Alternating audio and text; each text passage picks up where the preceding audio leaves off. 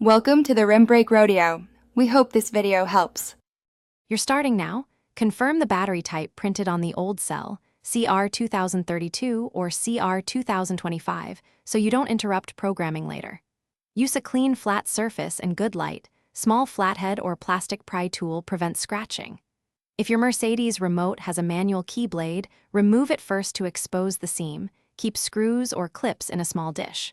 Once positioned, insert the pry tool into the seam and gently twist to separate the halves without forcing the plastic.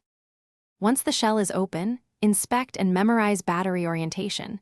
Take a quick photo if it helps, because polarity matters for the circuit to work. Use a plastic pick to lift the old cell away from contacts to avoid shorting. Metal tweezers can damage the pads.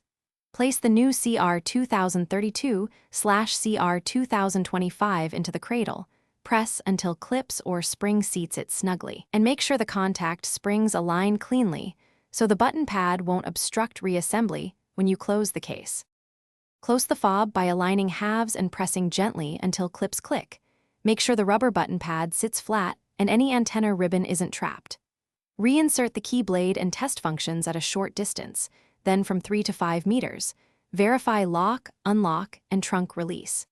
If the remote fails, first reopen and confirm battery orientation and clean contact surfaces. Try a fresh battery. And if necessary, reprogram the remote per your owner's instructions or consult a dealer for rolling code models.